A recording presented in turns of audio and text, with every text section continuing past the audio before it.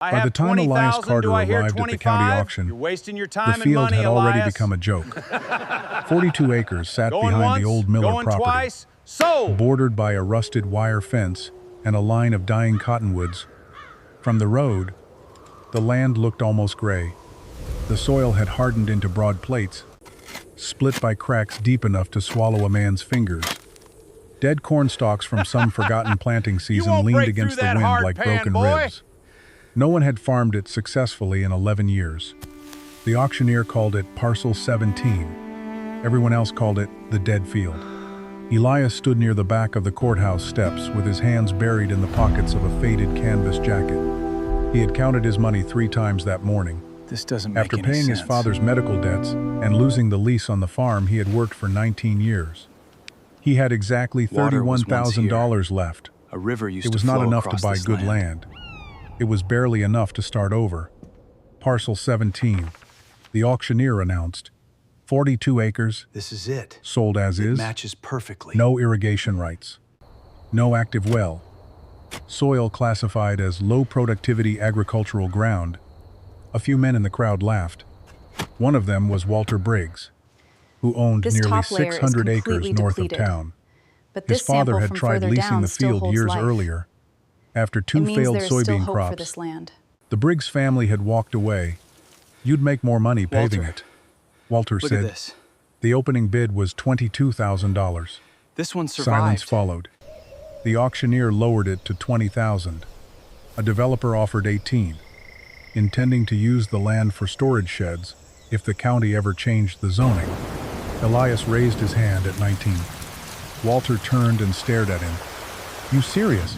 Look at that. Carter? The soil is holding. Elias kept his eyes on the auctioneer. The developer raised the price to 21. Elias offered 22. After that, Deeply damp. no one challenged him. That shouldn't be The possible. hammer fell. For $22,000, Elias bought the worst field in Bellwether County. By noon, the story had reached Rosie's Diner. Elias entered to find 6 farmers Some things crowded just around the aren't for counter. sale, Walter. Their conversation stopped This as soon land as the means door more to me closed than behind money. him. I can Rosie respect poured that, coffee Elias. without asking and placed it in front of him. Walter sat 2 stools away. I heard you bought the Miller ground, he said. That's right. You planning to farm it? That's usually what a field is for. A few men chuckled. Walter leaned back. My father planted that ground twice.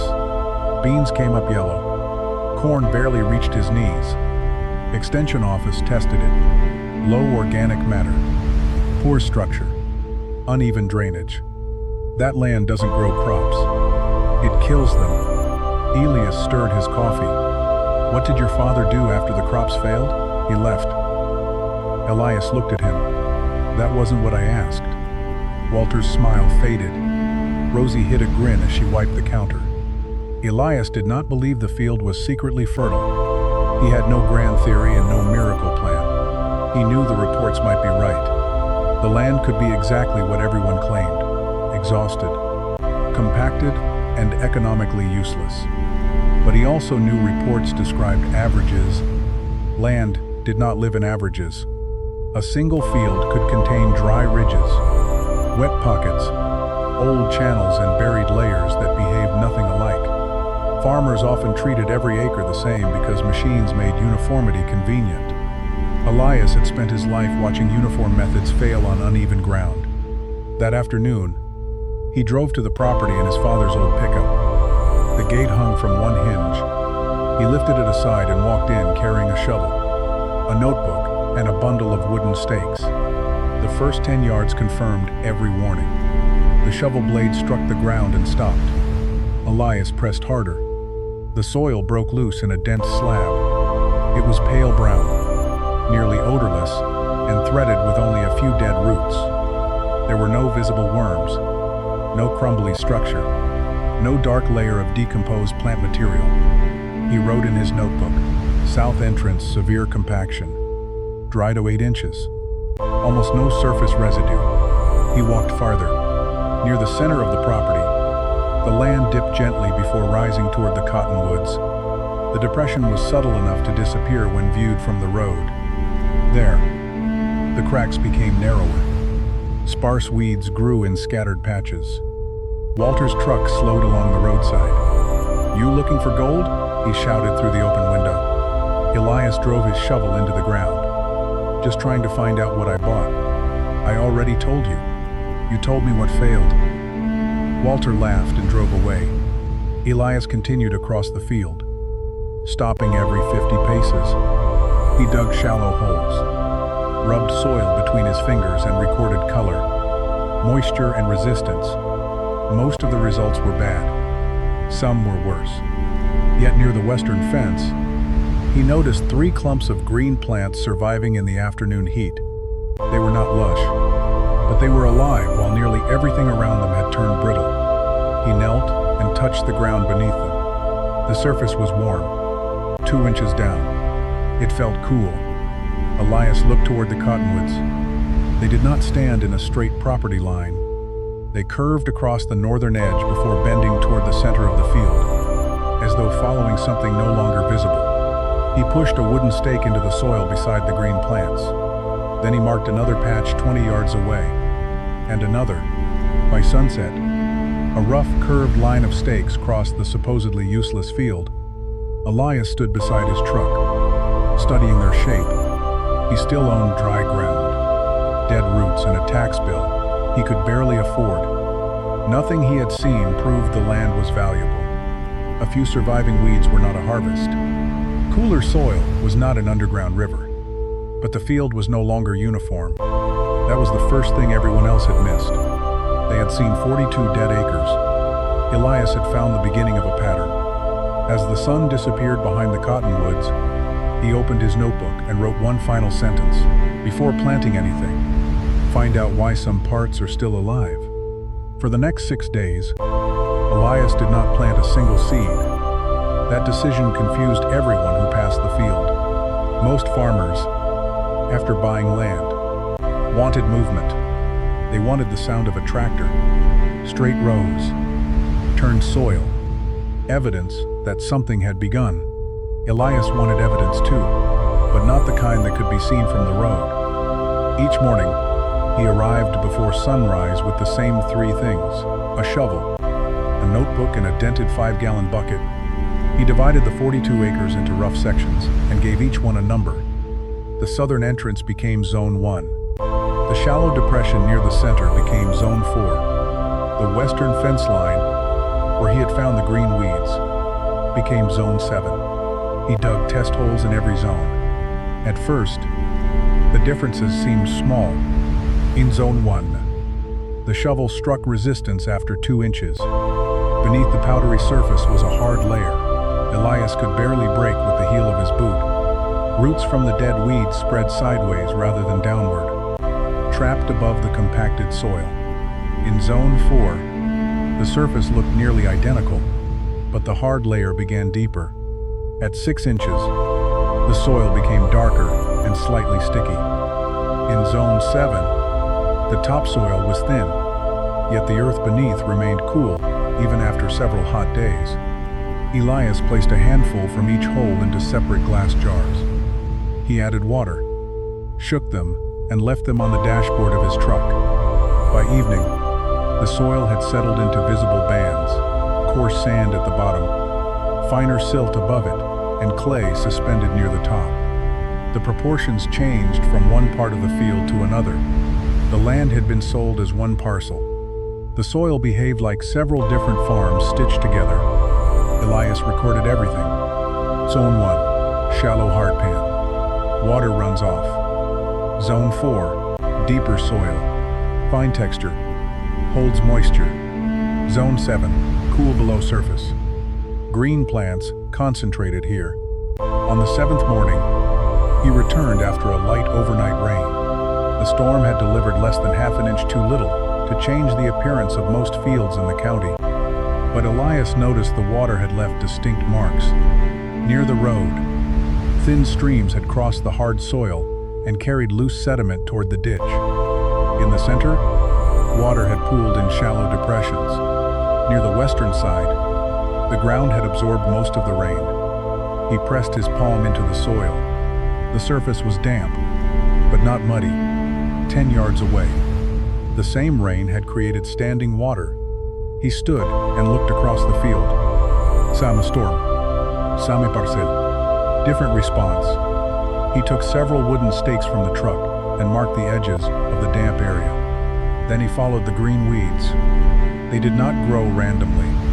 The plants formed a broken arc that began near the western fence, curved through the center of the property, and disappeared near the old cottonwoods. Some patches were separated by 20 or 30 yards, but the line remained visible once Elias knew what to look for. He walked it twice.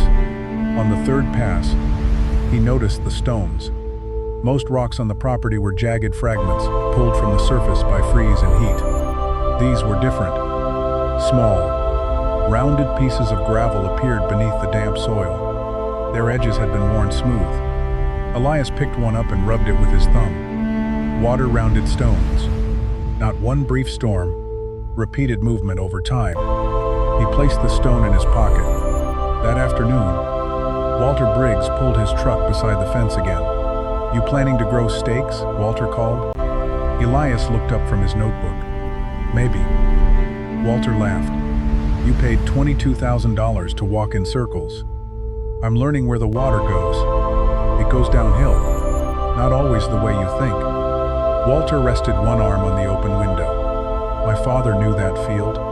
He worked it before you were old enough to drive." "What did he plant in the low ground? Same as everywhere else." "And how did it do?" Walter's expression tightened. "Badly." "What about the west side?" "Badly." "Same treatment?" Walter stared at him. Elias closed the notebook. "That's what I thought." Walter drove away without answering. Elias knew uniform treatment was common because it was efficient. A farmer could prepare one seed mix, one fertilizer plan, and one schedule for the entire field. The machinery moved in straight lines. The records remained simple, but straight lines belonged to equipment. Land followed slope, soil, water, and history. Late that evening, Elias brought an old metal rod from his truck. It was nearly 4 feet long and narrow enough to probe the ground without digging a full hole. In Zone 1, the rod stopped at 9 inches. In Zone 4, it reached nearly 2 feet. Along the arc of green weeds, it slid deeper still. At one point, near the cottonwoods, the rod dropped suddenly through soft soil before striking a layer of gravel. Elias withdrew it. The lower 18 inches came out damp. He dug. The first few inches were pale and compacted. Beneath them was darker clay. Below that lay a narrow band of rounded gravel mixed with black organic fragments. He broke one fragment between his fingers. It looked like decomposed wood. He widened the hole and found more. A buried branch. Then another. The wood was soft and dark, preserved beneath the clay. Elias sat back on his heels.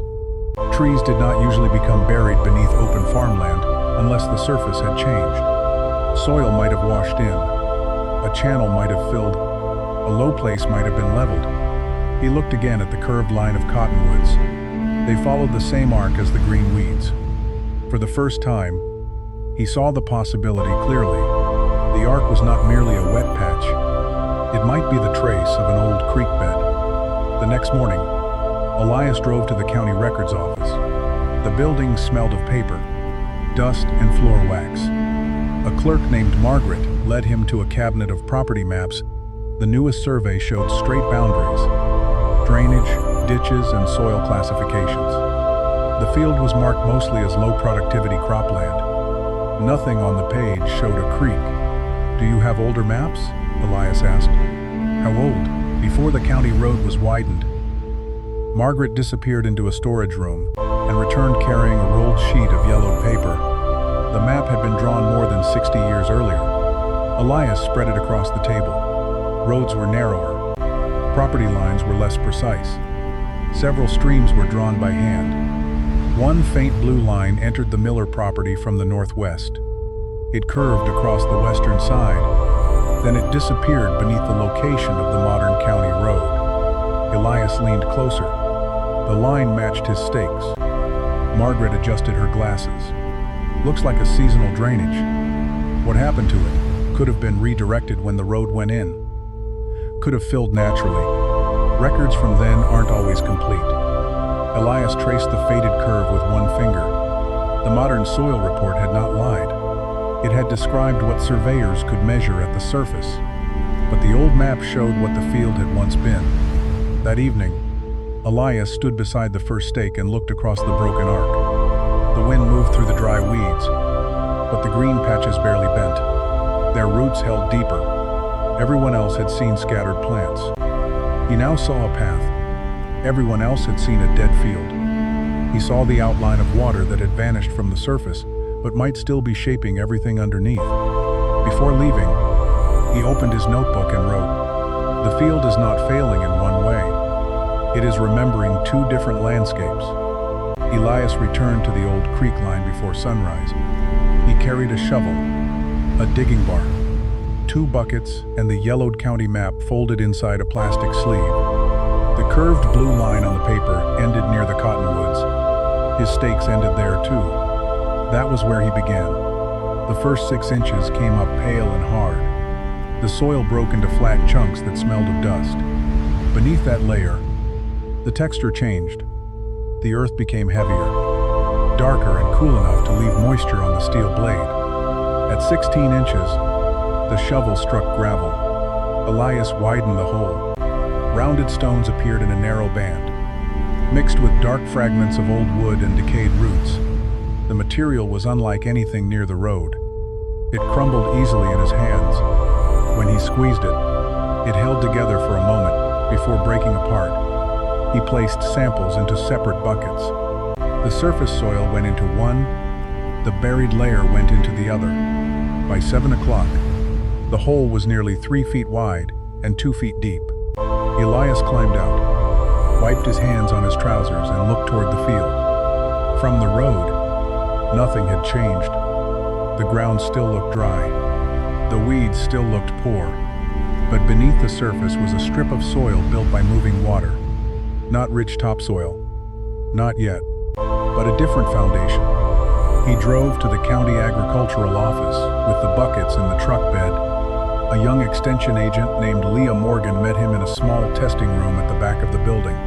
She had helped Walter Briggs with fertilizer recommendations the year before, and Elias could tell she already knew about the auction. "You bought the Miller field?" she said. "I did. I heard people are calling it the Carter Desert now. They'll need a better name." Leah looked at the buckets. "What am I testing?" "Same field. 2 depths." She spread the samples onto metal trays. The surface soil was easy to recognize. Low organic material, weak structure, and signs of compaction. The second sample was darker and finer, with more clay and decomposed plant matter. Leah rubbed it between her fingers. "Where did this come from? About 18 inches down? Across the whole parcel?" "No. Along a curved strip." He showed her the old map and photographs of the gravel band. Leah studied them for several minutes. "This could be an old drainage channel," she said. "Seasonal. Probably. Maybe a branch of the creek before the road work redirected it. Would that explain the moisture? It could explain part of it." She pointed to the darker sample. "This layer has more fine material and organic residue than the surface. Water likely slowed here and deposited sediment. But don't mistake that for perfect farmland. Clay can hold moisture, but it can also stay saturated. If roots can't breathe, crops still fail. So the field can hold water? In that strip? Maybe. And the rest? The rest loses water quickly or sheds it before it can soak in." Elias nodded. "So one part drowns while another dries." Leah looked at him. "That's possible." It was the first time anyone connected to the county had said the field might contain something useful. She sent both samples for basic analysis and warned him that results would take several days. Before he left, she stopped him at the door. "Don't start digging drainage trenches yet." "I wasn't planning to." "Good. An old channel can behave unpredictably. You need to know where the water enters, where it leaves, and whether it's still connected to anything." Elias returned to the property and began tracing the buried layer. He dug narrow test holes every 30 yards along the curve. In some places, the gravel appeared 18 inches down. In others, it was more than 3 feet below the surface. Near the center, the dark layer widened. By sunset, he had mapped a shallow underground corridor running through almost a quarter of the field. The discovery changed his understanding of the land. The field had not always been one flat open surface. Water had once crossed it, carrying fine soil, leaves, branches and mineral sediment. Later, the channel had been blocked or buried. Tractors had passed over it. Crops had been planted in straight rows. The surface had been leveled enough to hide the old pattern. But the old creek still controlled moisture. Rain moved toward it. Roots survived near it. The cottonwoods followed it. The weeds marked its edges. The land had been speaking through several different signs. No one had listened because none of the signs looked valuable by themselves. That evening, Elias drove to visit Thomas Bell, the oldest farmer still living in the county. Thomas was 87 and nearly blind in one eye. He sat on his porch with a wool blanket across his knees while Elias unfolded the old map. Thomas touched the creek line with a crooked finger. That water used to run after spring storms, he said. Not all year, but when it came, it spread wide. What happened to it? The county raised the road, put in a culvert too small for the flow. Water backed up, then cut east over time. Miller tried to straighten the low ground with a bulldozer. When? Late 60s, maybe early 70s. Did he know what was under it? Thomas gave a dry laugh. He knew it stayed wet. That's not the same as understanding it. Elias showed him the darker soil sample. Thomas smelled it before rubbing it between his fingers. Creek dirt, he said, but buried too deep to help much on its own. Could it be brought back? Thomas looked toward the empty road. You don't bring old land back by forcing it to become what it was. You find out what it can still do. The sentence stayed with Elias. He had been thinking about uncovering the old channel, perhaps digging until water returned. But Thomas's warning changed the question. The goal was not to recreate a creek. The goal was to use the buried layer without destroying it. 3 days later, the test results arrived. The surface sample confirmed what everyone expected: very low organic matter, poor infiltration, and a compacted layer restricting root growth. The buried sample showed higher clay content, greater moisture holding capacity, and more mineral material. It was not exceptionally fertile. There was no rare deposit, no valuable metal, and no miracle hidden beneath the field. But the buried soil could store far more water than the surface. Leah circled one line in the report. Under the right conditions, she said, this layer could act like a reservoir for deep-rooted plants. Elias read the sentence twice. What conditions? You'd need roots to reach it. You'd need the surface to absorb rain instead of shedding it. And you'd need enough organic matter above it to keep the ground from sealing again. So the fortune isn't the soil by itself. No, Leah said, it's the combination. That answer satisfied him more than any promise of easy wealth. A buried treasure could be found once and taken away. This was different. The value would exist only if the entire field was rebuilt to reach it. That afternoon, Elias stood over the excavation near the cottonwoods. The dark layer lay exposed at the bottom like a forgotten road. He had discovered no gold. He had found something harder to use and potentially more valuable: a hidden system of water, clay, buried organic material, and old topography. The field was not useless. It had simply been managed as though every acre were the same. Elias opened his notebook and wrote, "The wealth is not buried in one place. It is locked between the surface and what lies beneath it." Elias chose 3 acres near the center of the old creek line. It was the smallest section he could afford to fail on. The buried clay layer sat close enough to the surface for deep roots to reach it, but not so close that every rain turned the ground into mud. The slope was gentle. Water naturally moved toward it from the higher southern side. On paper, it was the best place to begin. In reality, the surface was still nearly dead. Elias drove a steel rod into the ground and marked the compacted layer. In most places, It began 4 inches below the surface and continued for another 6. Roots would struggle to pass through it. Rain might soak the top briefly, then run sideways rather than move downward. He could have plowed the entire section deeply. That was what Walter expected him to do. A heavy plow would break the hard layer quickly and make the soil look improved. But Elias feared it would also smear the wet clay beneath, leaving a dense barrier when the ground dried again. One aggressive pass might replace one problem with another. Instead, he worked in narrow strips. He used a subsoiling shank, only where the soil was dry enough to fracture rather than compress. He avoided turning the whole profile upside down. The goal was to create pathways, not destroy every layer. Then, he began adding organic material. He had almost no money left, so he used what others considered waste. A horse stable outside town gave him several loads of old manure mixed with straw. A tree trimming crew delivered chipped branches instead of paying to dump them. Rosie saved buckets of vegetable scraps from the diner. Elias combined the materials in long piles near the field. The piles heated quickly. Too quickly. On the 3rd morning, steam rose from the center when he pushed in a fork. The mixture smelled sharp and sour. Leah Morgan visited that afternoon. "You've got too much wet material in here," she said. Elias turned the pile. Dark clumps stuck together beneath the surface. "I thought heat meant it was working." "Some heat is good. This is going anaerobic in the middle." She picked up a handful of wood chips. "You need more structure and more air. And don't spread unfinished material around young roots. It can tie up nitrogen while it breaks down." Elias looked toward the 3-acre test plot. He had planned to apply it the next day. How long? Until it smells like soil instead of a stable. That cost him 2 weeks. Every delay gave the town more time to talk. Walter stopped at the gate one evening while Elias turned the compost pile. "You bought farmland so you could haul garbage onto it?" Elias kept working. "It isn't garbage. It came out of horse stalls and restaurant buckets. That describes where it came from, not what it becomes." Walter looked toward the field. "Planting season won't wait for your pile to become something else."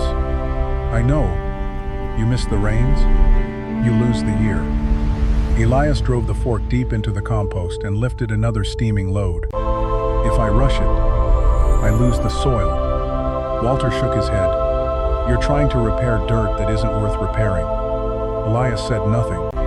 That sentence stayed with him because part of him feared Walter might be right. When the compost finally darkened and cooled, Elias spread only a thin layer over the test area. He covered much of the surface with straw, leaving narrow planting rows exposed. Across the slope, he shaped shallow channels designed to slow runoff without holding deep standing water. They were not irrigation ditches. They were pauses built into the field. When rain came, water would meet the channels, lose speed, and have more time to soak into the fractured soil.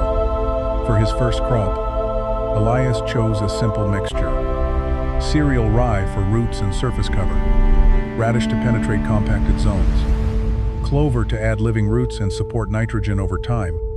He added a small row of sunflowers near the old channel, partly because their roots could grow deeply and partly because their condition would be easy to observe. He planted just before a predicted storm. The forecast promised nearly an inch of rain. Only a quarter inch fell. For 3 days, nothing appeared. On the 4th morning, thin green blades pushed through the planting rows. By the end of the week, the rye formed a faint haze across the 3 acres. Radish leaves opened close to the ground. The sunflowers emerged in a clean line from the road. It looked like success. Walter saw it too. "So it grows weeds," he called. Elias almost smiled. For the first time, the mockery did not bother him. The plants were not the harvest. They were tools. Their roots would test whether the surface could reconnect with the deeper moisture. For 2 weeks, the plot improved. Then the weather changed. A hot wind settled over the county. Daytime temperatures climbed. The uncovered rows dried first. Fine cracks formed around the young plants.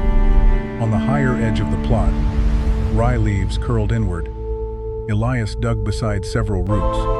They had reached the loosened channels, but stopped where the soil remained dense.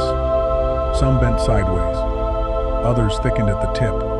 The radishes grew short and forked. The first test had exposed the hard layer, but it had not broken enough of it. Then a heavier storm arrived. The shallow channels filled as planned. Water spread slowly across the straw-covered surface instead of racing toward the road. But at the lower end of the plot, the soil remained wet for 4 days.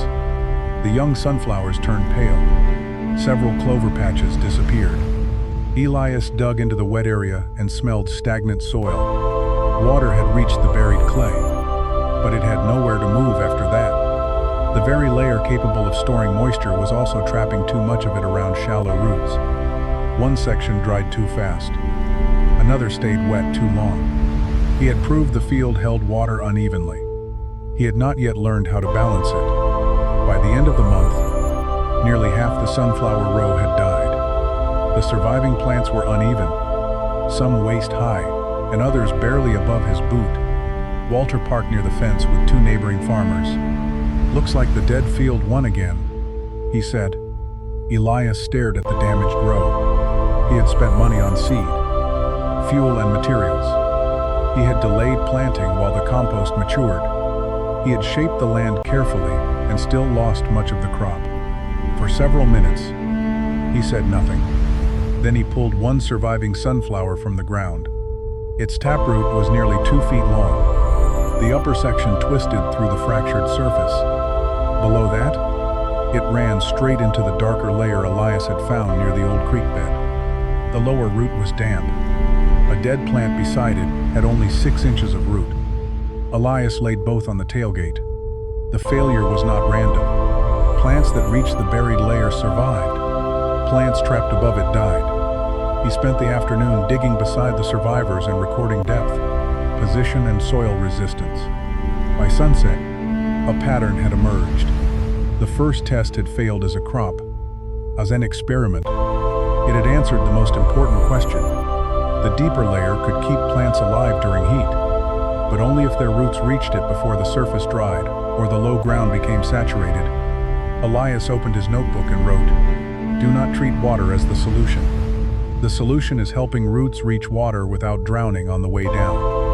Elias stopped thinking of the property as one field. The failed test had made that impossible. He spread the old county map across the hood of his truck and placed his notebook beside it. The curved line of the buried creek crossed only part of the land. Above it, the ground dried quickly.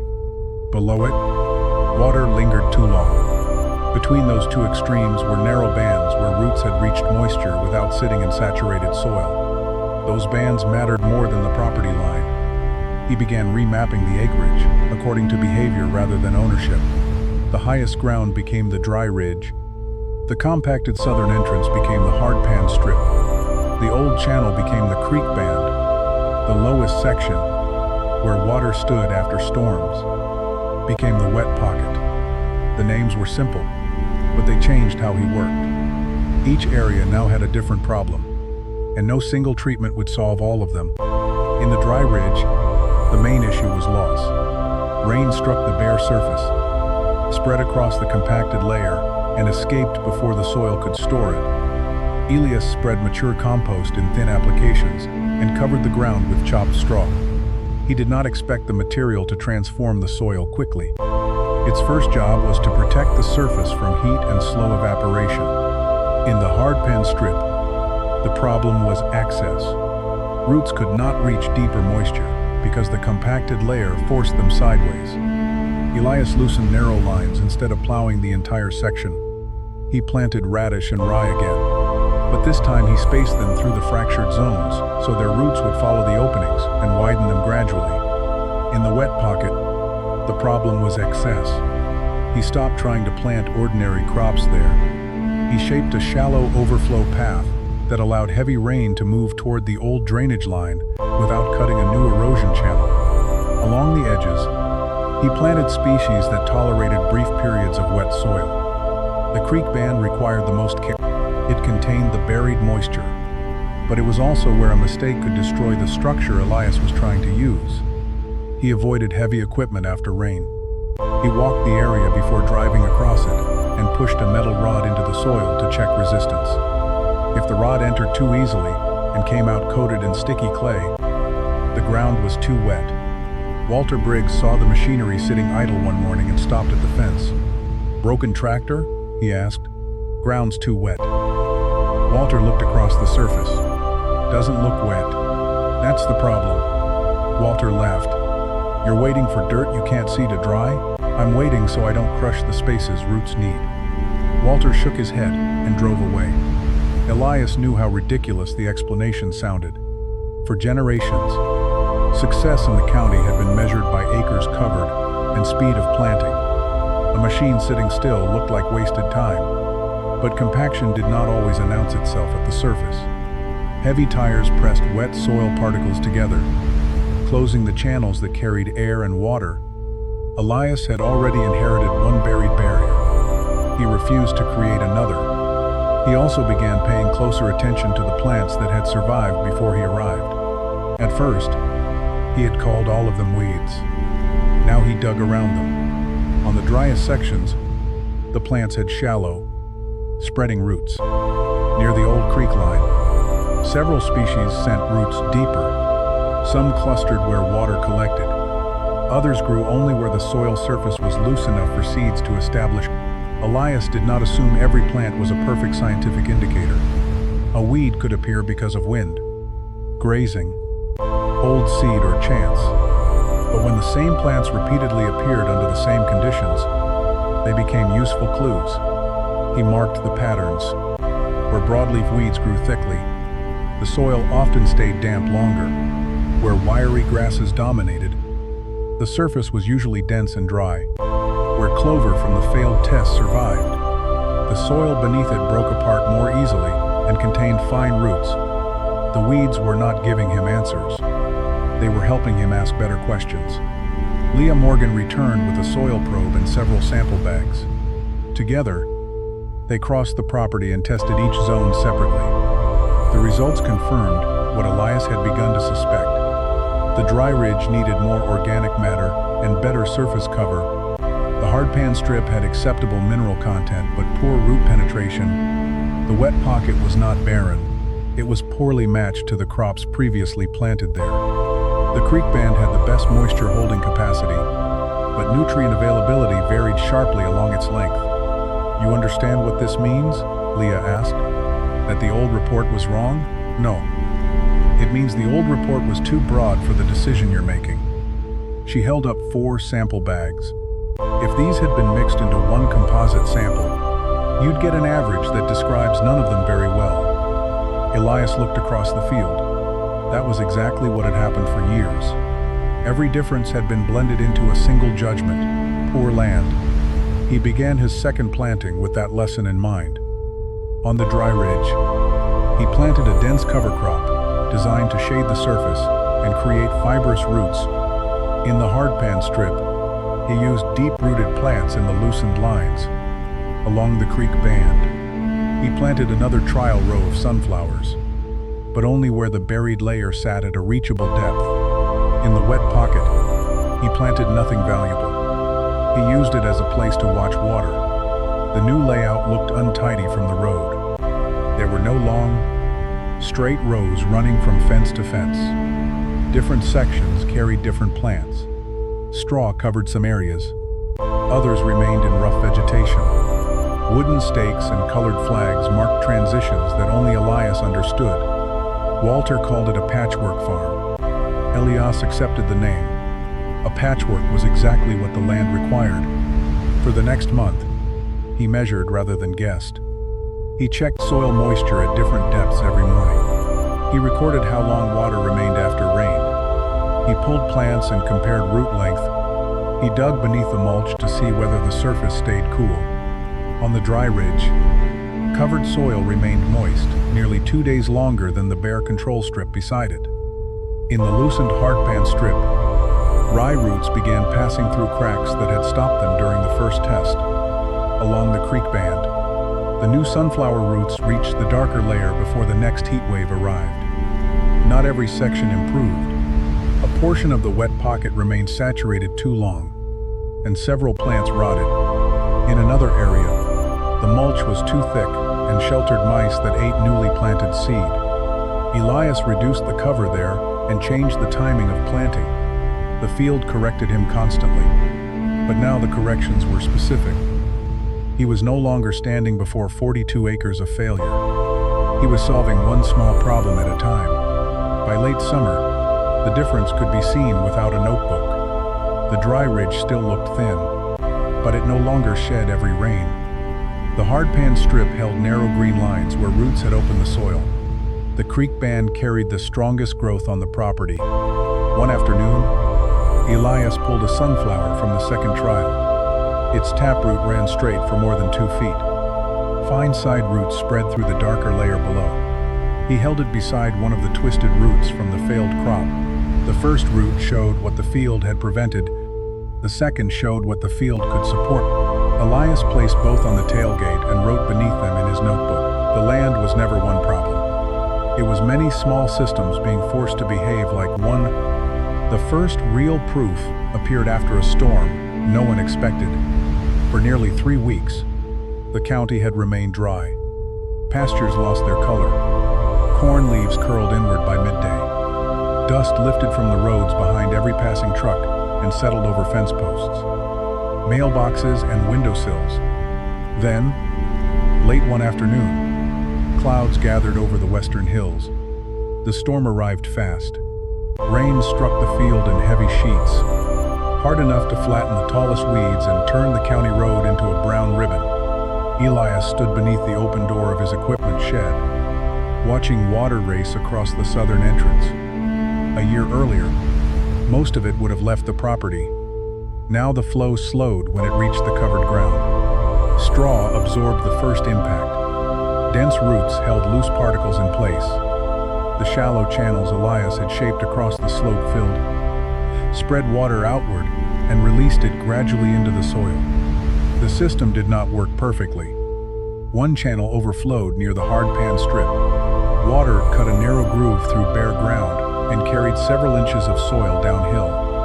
Elias marked the failure with a red flag.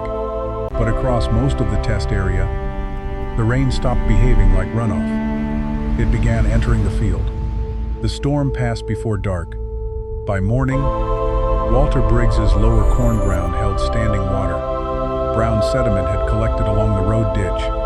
On Elias's property, the wet pocket was saturated, but the dry ridge had absorbed far more water than before. Elias pushed his metal rod into the soil.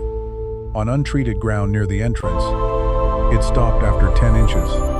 Beneath the cover crop, it reached nearly 2 feet. He dug beside the strongest sunflower row. Moisture had moved through the repaired surface and down toward the buried clay layer. The soil was damp, but not waterlogged. Fine roots followed the old fractures. Elias had opened months earlier. For the first time, all 3 pieces of his plan were working together. The surface slowed the rain. The roots opened pathways.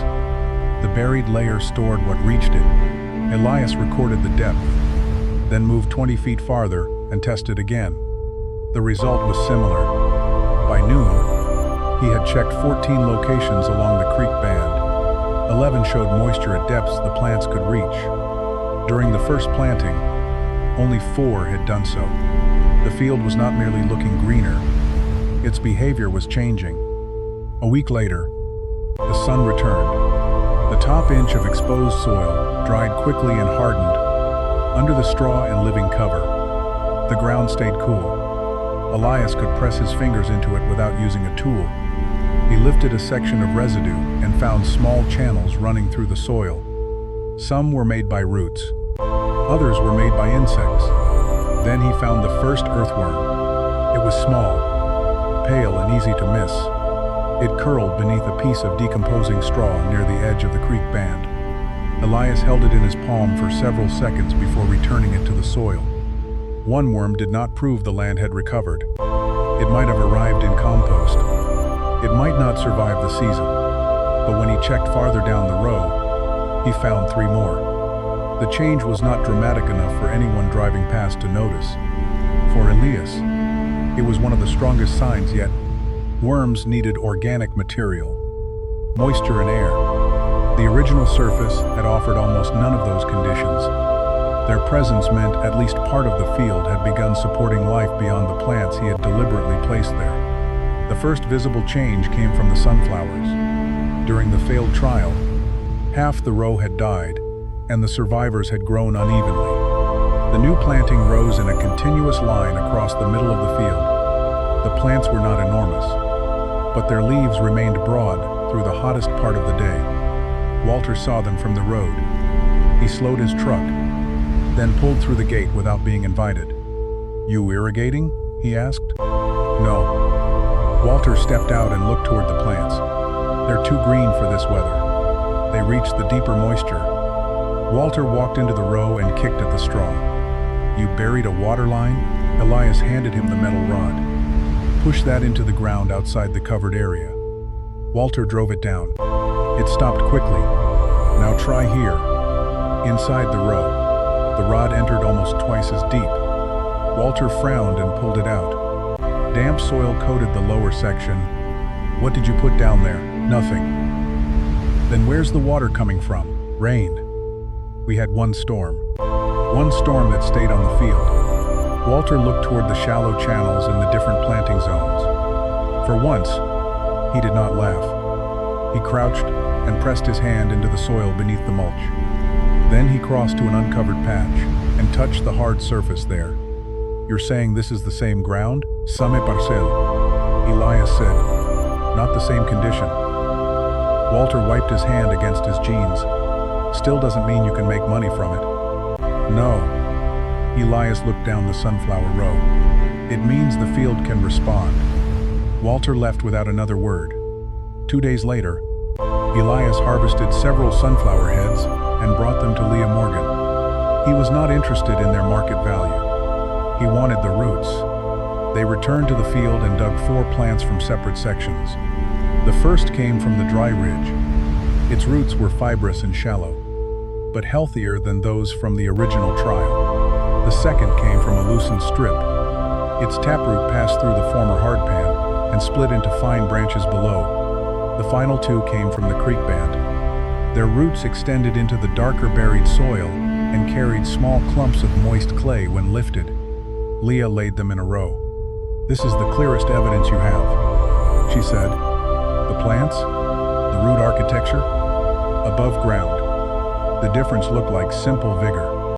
Below ground, the plants showed exactly why they had survived. The failed roots had turned sideways. The new roots had reached downward. That afternoon, Elias invited no reporters and made no announcement. He did not call the bank or ask the county to reassess the property. The proof was still too small. 3 improved acres could not justify the value of 42. One successful season could be luck. A single storm could hide problems that would return under a different pattern of weather. So he expanded carefully. He added 2 more acres along the creek band and 1 acre on the dry ridge. He saved seed from the strongest cover plants. He moved finished compost only where tests showed it was needed. He avoided treating improvement as something that could be spread evenly with a machine. Every new section had to earn the next one. By late summer, the property looked different from the road. Green strips curved across the field instead of running in straight lines. Sunflowers marked the buried channel. Cover crops softened the dry ridge. The wet pocket held thick vegetation along its edges. The pattern looked strange, but it followed the land. One evening, Elias climbed onto the roof of the equipment shed and looked across the property as the sun fell behind the cottonwoods. For the first time, the curved green line was visible from above.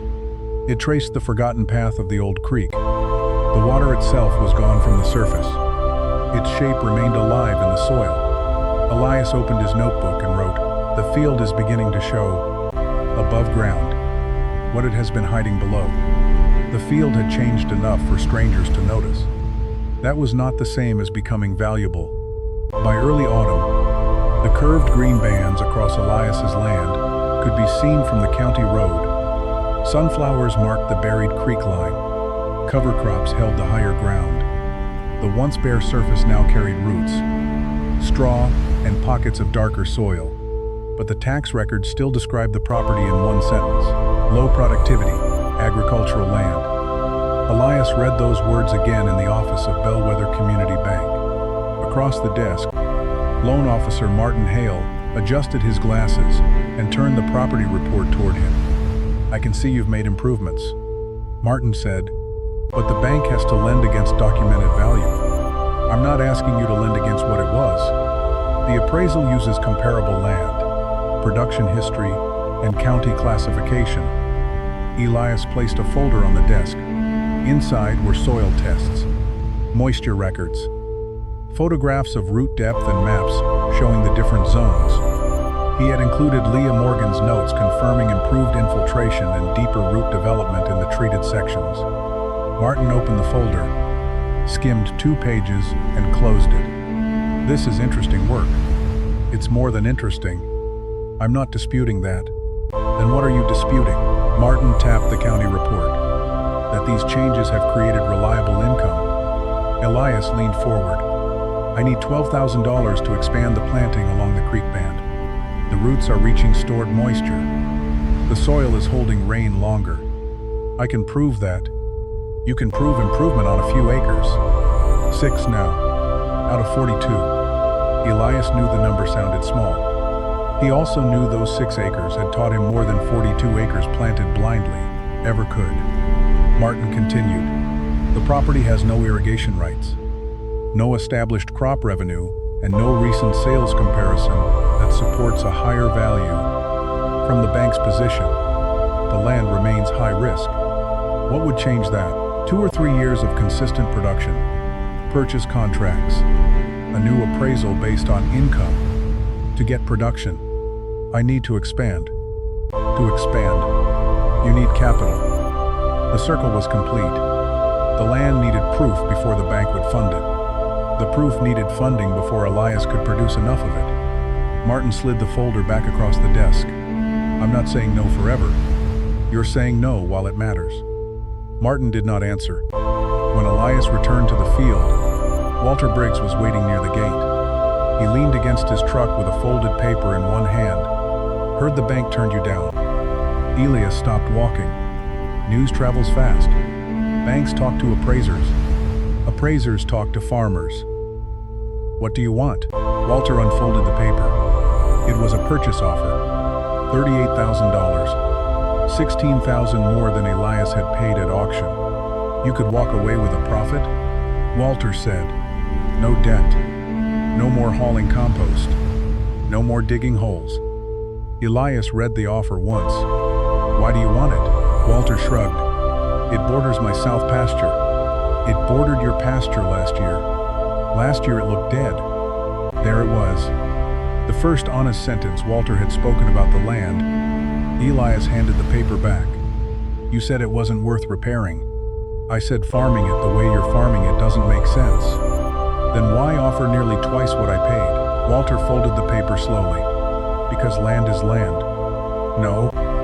You're offering because it changed." Walter's jaw tightened. "You got a few green strips.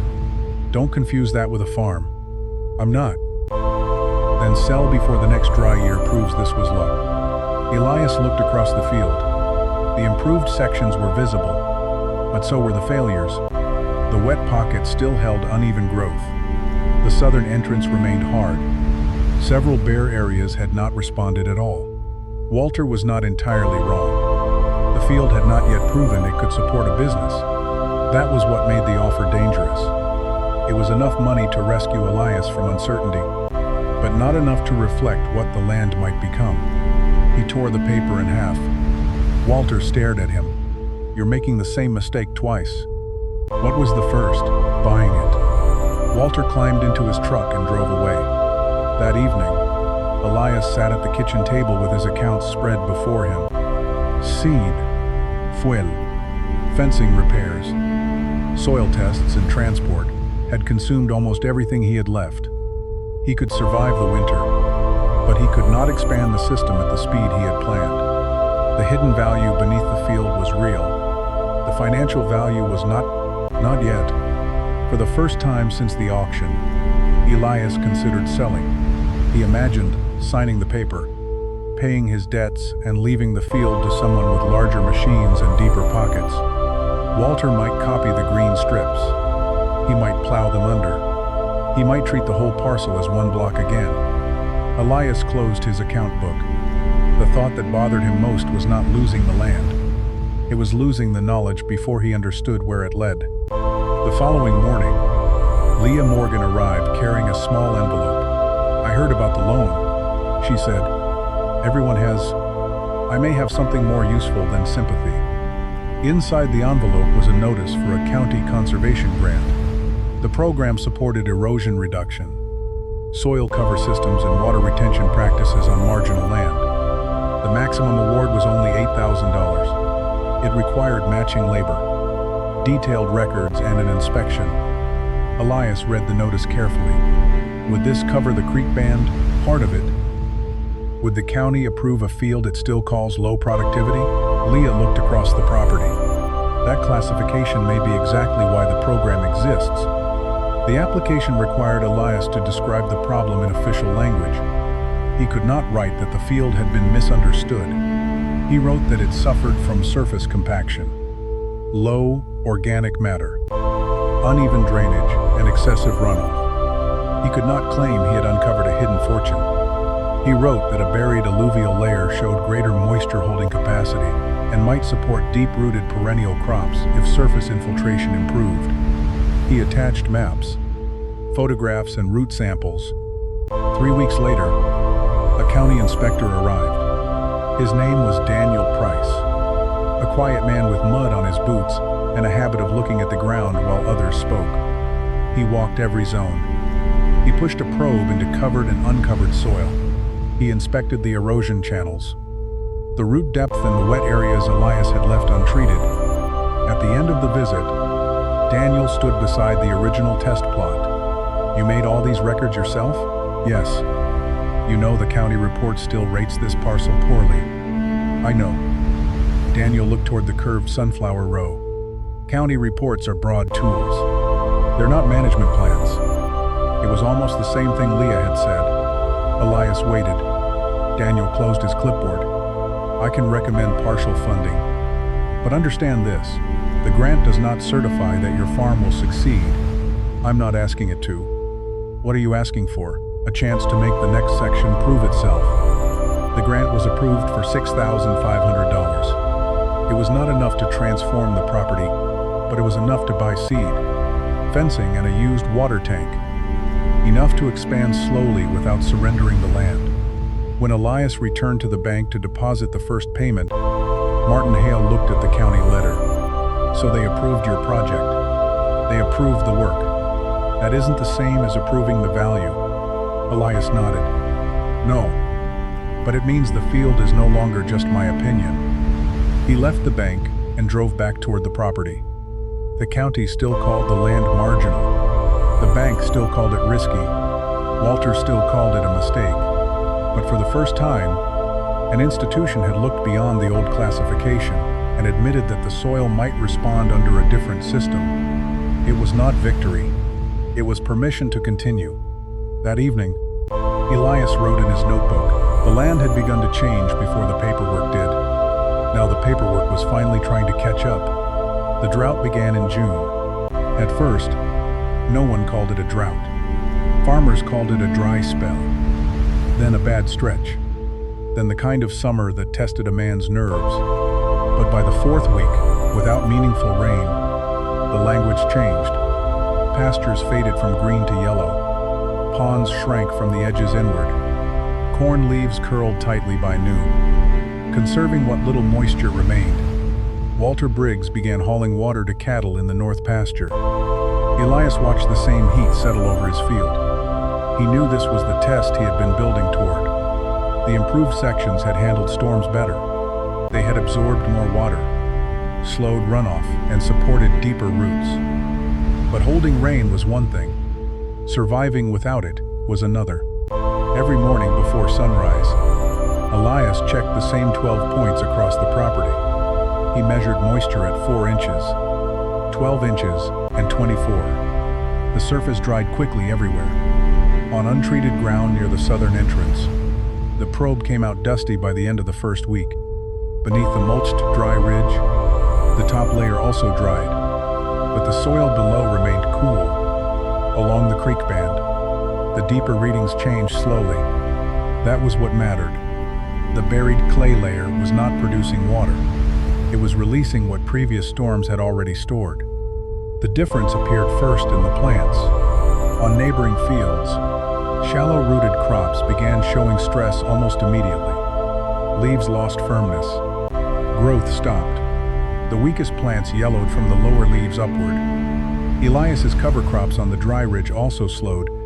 He did not pretend they were thriving, but they remained standing. Their roots had created enough pathways to reach moisture below the compacted surface, and the mulch reduced direct evaporation. The perennial trial along the creek band performed better. Elias had planted a limited number of young elderberry shrubs there after Leah identified them as a possible fit for the deeper, moisture-retentive soil. They were not a miracle crop, and he had avoided the wettest sections. Their roots needed oxygen as much as water. No, during the driest summer in years, their leaves remained green. Not lush, not untouched, alive. Walter noticed. He parked at the gate late one afternoon and walked into the field without calling out. Elias found him kneeling beside one of the shrubs. Walter pushed his fingers beneath the mulch and frowned. This ground's still damp, below the surface. How often are you watering? I'm not. Walter looked toward the water tank near the shed. That tank says otherwise? That's for new plantings and emergencies. Check the level. Walter did. It was nearly full. He returned to the row. My corn is rolling by 10 in the morning. These roots are deeper. So are mine. Not where the hard pan stopped them. Walter stared across the field. For years, his operation had depended on speed, uniformity, and acreage. His machinery planted straight lines across hundreds of acres.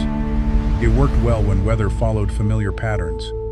This year, familiar patterns had disappeared. You think this little system would work on 600 acres? Walter asked. No. Walter looked surprised. Elias continued. Not the same way. Your slopes are different. Your soil is different. You'd have to map where water moves and where roots stop. Walter stood. So, there's no simple answer. There never was.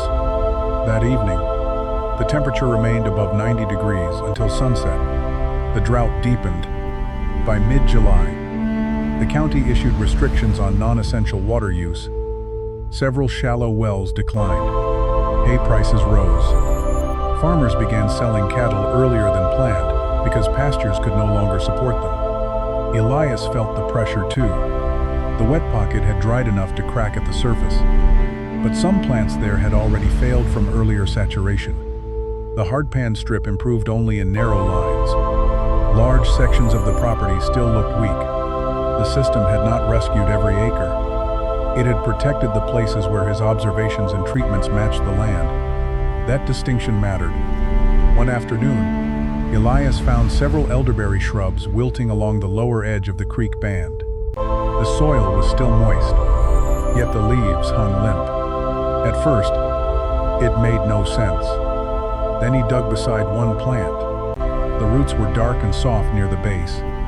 Too much moisture earlier in the season had damaged them. The drought had not caused the problem. It had exposed it. The buried layer could sustain deep-rooted plants, but only where drainage remained sufficient. Elias removed the dying shrubs and marked the boundary with blue flags. The profitable zone was narrower than he had hoped. That discovery reduced his potential planting area. It also made the remaining area more credible. He was no longer guessing where the opportunity lay. He was eliminating where it did not. Leah arrived during the 8th week without rain. She carried a camera, a moisture probe, and county rainfall records. Together, they compared 3 sites. The first was untreated ground near the road. At 12 inches, the soil was dry. The second was the covered dry ridge. At 12 inches, moisture remained. Though levels were low, the third was the creek band. at 24 inches. The probe returned, coated in cool, dark soil. Leah checked the reading twice. This is the strongest difference we've recorded. How strong? Strong enough to document. Not strong enough to claim the whole parcel is drought-proof. I wouldn't claim that.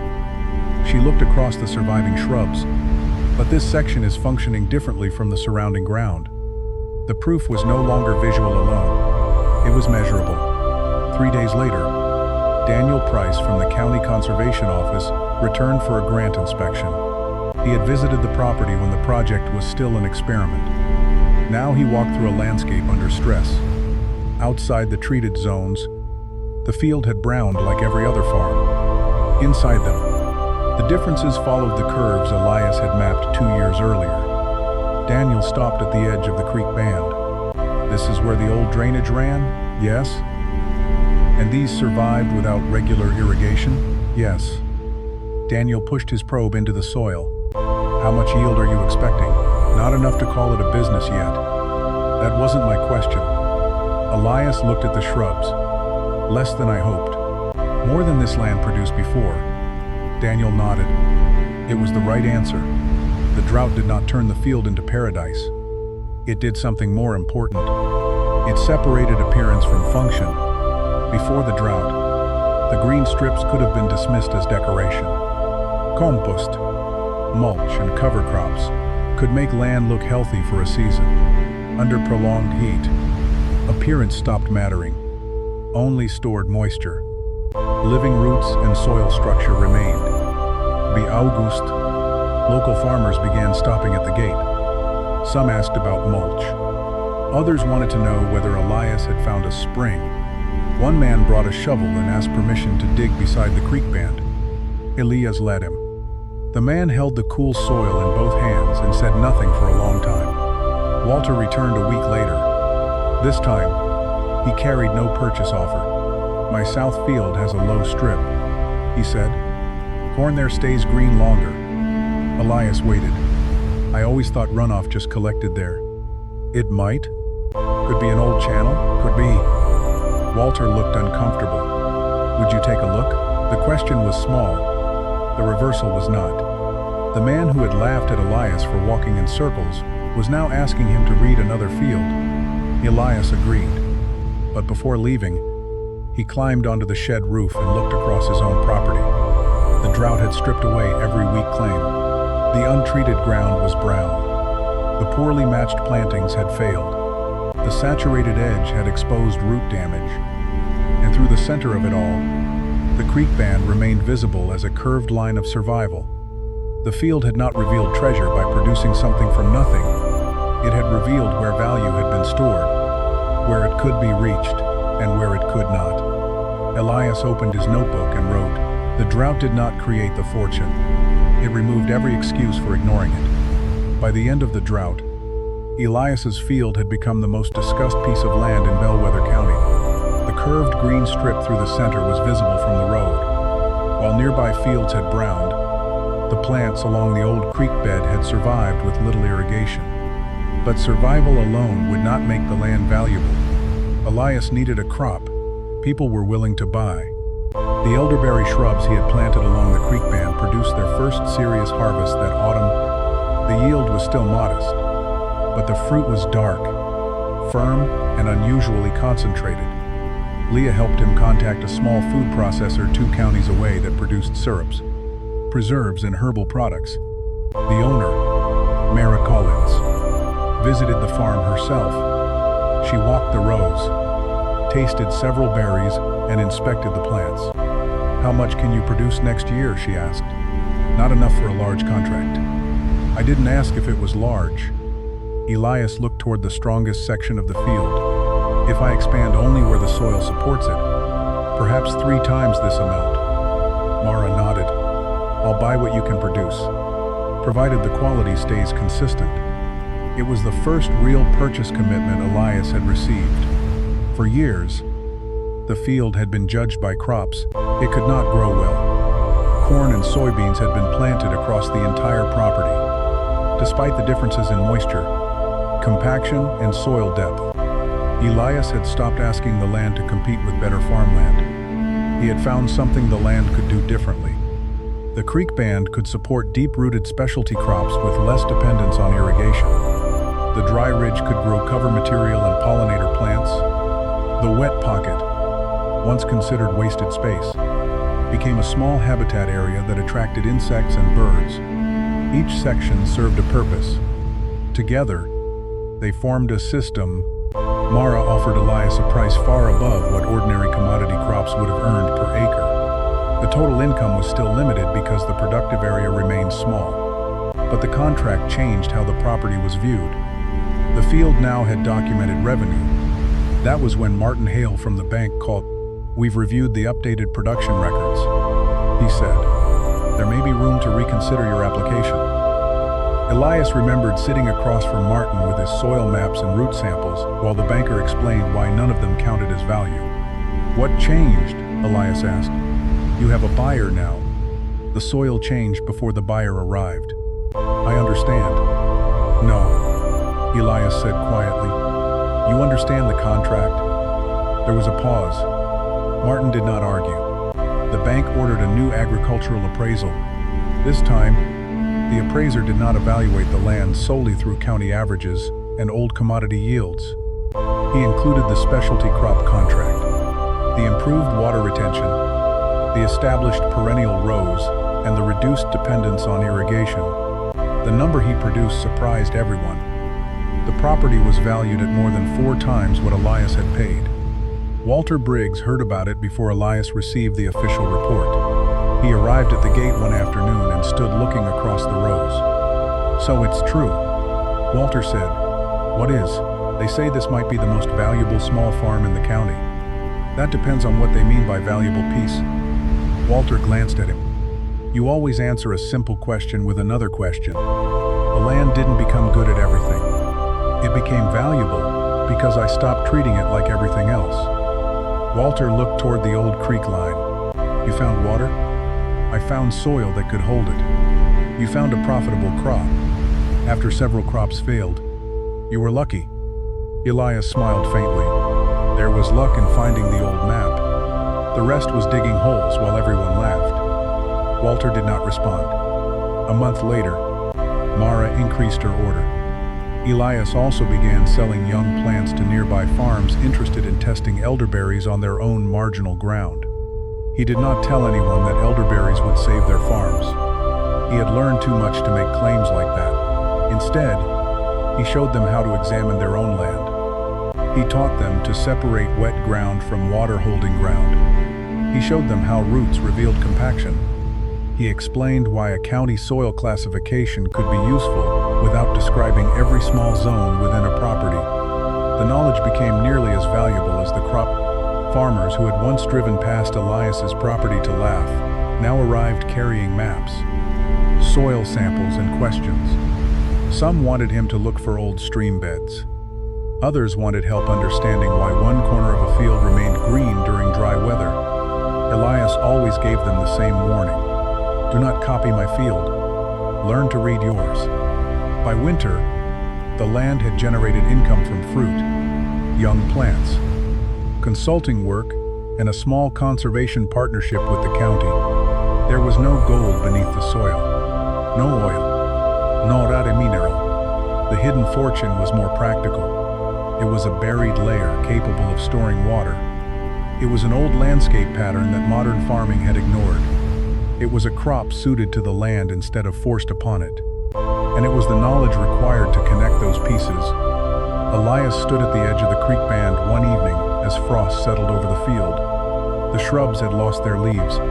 The soil looked ordinary again. Years earlier, that appearance had convinced everyone the land was worthless. Now he understood why. People often expected value to be visible before effort began. This field had required effort before its value could be seen. He opened his notebook and wrote, "The fortune was never something he could dig up and carry away.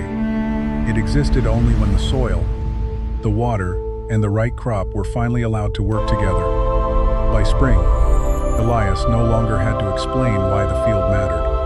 The proof stood in rows. The elderberries had survived the drought.